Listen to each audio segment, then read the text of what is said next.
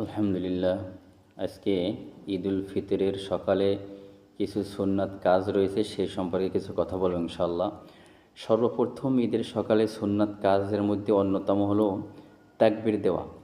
আমরা ঈদুল আজহায় তাকবীর দিয়ে থাকি, কিন্তু ঈদুল ফিতরে তাকবীর দিই না। প্রিয় ভাইয়েরা, ঈদুল ফিতরে যখন চাঁদ ওঠে তখন থেকে শুরু করে ঈদগাহে যাওয়া পর্যন্ত প্রত্যেক নামাজের পরে তাকবীর বলতে হবে এবং ঈদগাহেও তাকবীর বলতে হবে। এটা হলো প্রথম সুন্নাহ। দ্বিতীয় সুন্নাত হলো গোসল করা। ঈদুল ফিতরের দিনে সকালে গোসল করা, এটা সুন্নাত। তারপরে ভালো কাপড় চোপড় পরিধান করা, তো আলহামদুলিল্লাহ আমরা তো সেটা করি। এবং পারফিউম, এই আতর যেটাকে বলি আমরা পারফিউম, সেন্ট, সেটা ব্যবহার করা, এটা সুন্নাত।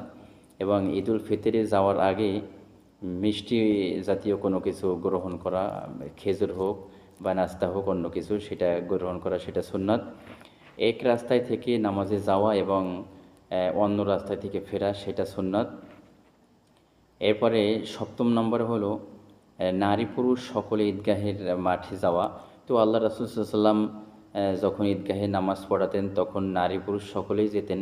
তো আমাদের বাংলাদেশে অনেক আলেম ওলামায়ে কিরাম সমস্যার কথা বলেন। সেই সমস্যা হলো গিয়া যে আমাদের আলাদা পার্টিসিপেট করার সেই পদ্ধতি নাই, তারপরে পরিবেশ নাই, সেজন্য যায় না।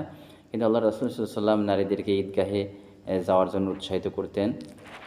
এবং অষ্টম নম্বর হলো ঈদের সালাত 2 রাকাত। ঈদের সালাত তো 2 রাকাত আমরা জানি, কিন্তু সেইটা নিয়ে অনেক মতভেদ আছে যে এটা সুন্নতে মুআক্কাদা কি নাকি ওয়াজিব। তো আমরা যারা ইমাম আবু হানিফা রহমতুল্লাহকে অনুসরণ করি, তারা 2 রাকাত ঈদগাহে